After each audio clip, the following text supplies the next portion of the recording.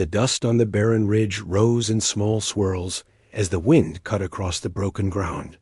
Far below the ridge, the aftermath of battle lay silent, with scattered hull fragments from both sides. In that quiet place, a lone human soldier named Red moved with slow steps. His armor was cracked, his supply pack torn, and his helmet visor dim from heavy use. Even so, he kept walking, scanning the area for any sign of movement. Reed had been separated from his unit after a sudden strike from the alien forces known for their sharp strategy and complex culture.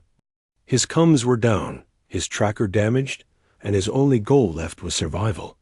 Yet as he walked through the debris field, he heard a faint sound. It was a soft, short cry, nothing like the metallic clicks used by the adult aliens. This sound was small, almost fragile. Reed paused and narrowed his eyes toward a collapsed transport pod. He approached with caution. His training reminded him that any unknown sound on a battlefield could lead to danger. Still, something about the small cry touched a place in him that cared more than he wished to admit.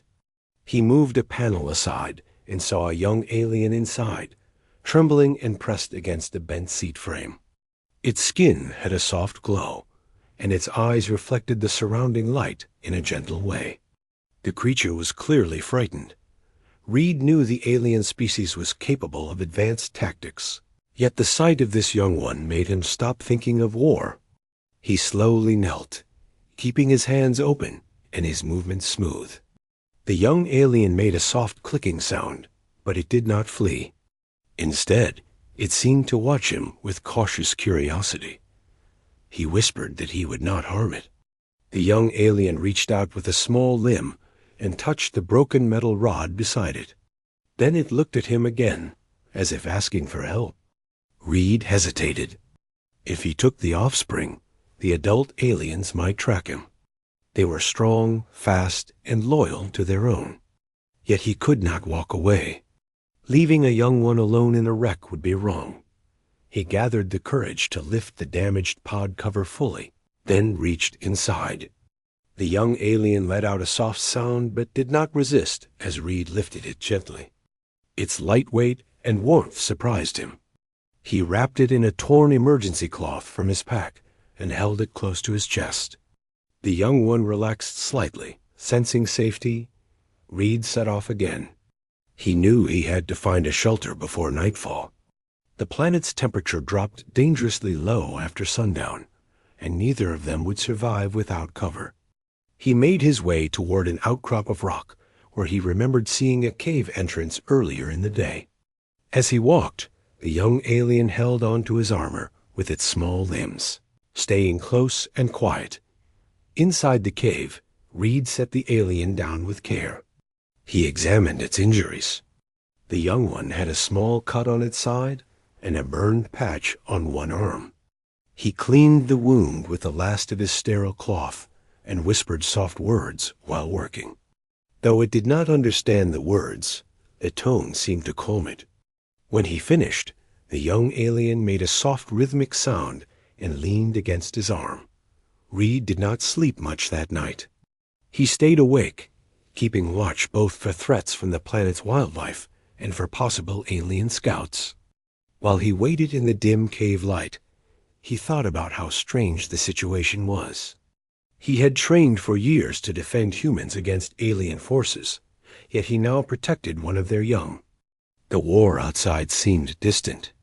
What mattered now was keeping the small life beside him safe. By morning, the young alien was stronger.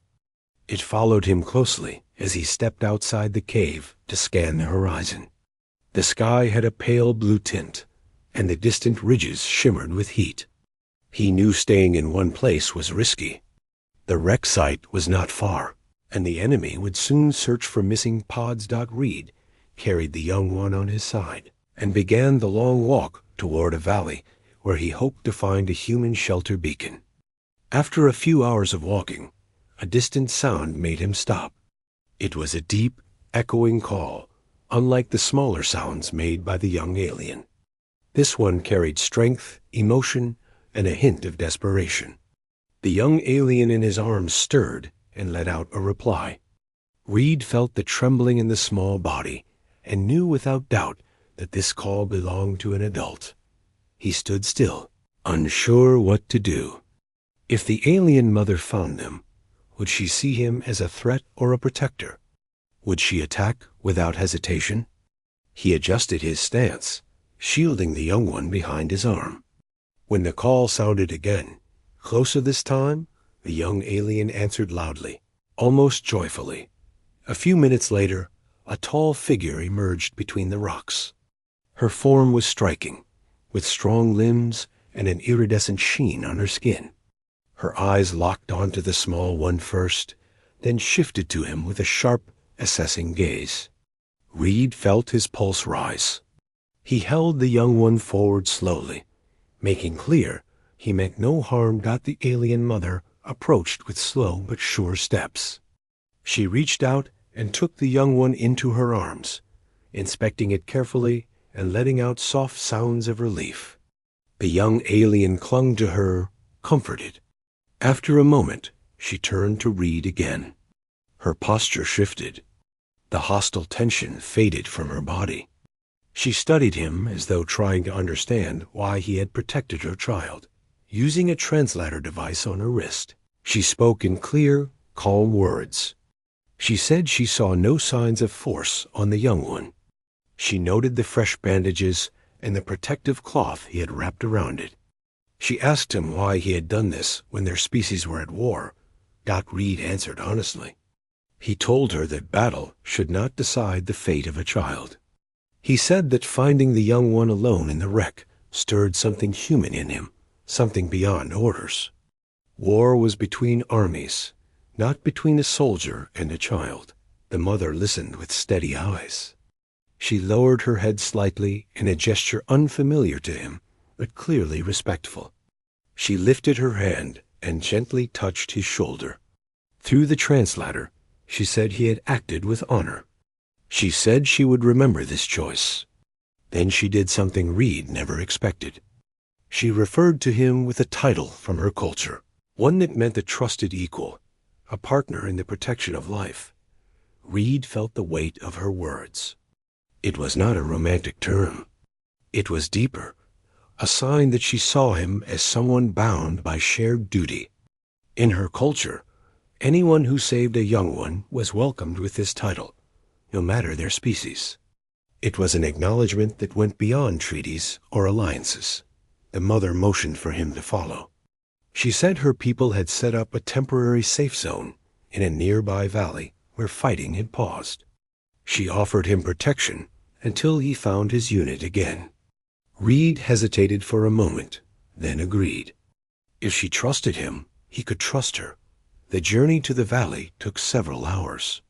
The mother moved with confidence, carrying her child while making sure Reed kept a safe pace. They passed through narrow passes and open plains marked with footprints from various creatures. Along the way, Reed noticed how the young alien kept glancing back toward him with soft sounds of recognition, as if grateful or curious about him. When they reached the valley, Reed saw a gathering of alien soldiers, though their weapons were not in attack positions. The mother signaled to them, and they lowered their guard. She introduced Reed as the one who shielded her child. The soldiers stepped back respectfully. Reed realized how deep the cultural meaning of the title was. To them, he was not an enemy in that moment. He was someone connected to their community by an act of compassion. They guided him to a shaded area where he could rest. Some brought water and food compatible with humans. Others looked at him with visible curiosity, whispering among themselves. Reed remained calm. He knew this peace would not last long, but for now, the valley felt safe. The young alien, once settled with its mother, kept glancing toward him. The mother walked over again and sat beside him. She spoke softly through the translator. She told him more about her culture, about how their people valued those who protected life, even during war. She said that by saving her young one, he formed a bond that her people could not ignore. Reed listened, unsure how to respond. He said he only did what any human with a sense of duty would have done. The mother gave a thoughtful sound, saying that kindness shown in hardship carries more weight than kindness shown in peace, goddess and hours of rest. A human scout drone appeared above the valley. Reed stood quickly. The alien soldiers watched the drone, but made no threatening moves. The mother told him that his people would arrive soon. She added that she hoped this act between them would not be forgotten. When a human rescue team reached the valley, they were surprised to see Reed unharmed and standing beside an alien mother and her child. Both sides held their positions carefully, but without violence. Reed stepped forward and explained what happened. His commander listened with a serious expression. The alien mother approached the commander and said, through the translator, that Reed had protected her child at the risk of his own life. She asked that this choice be remembered by humans as well. Her tone held no threat, only sincerity. The commander nodded. He thanked her and assured her the story would be reported with full respect. Before Reed left, the young alien reached out toward him with a soft sound. The mother allowed it, and Reed touched its hand gently. The mother looked at him and repeated the title she had given him earlier. It echoed across the quiet valley like a promise. Reed returned to his unit with a strange sense of peace. Though the war continued elsewhere, something had changed for him. He had seen a side of the enemy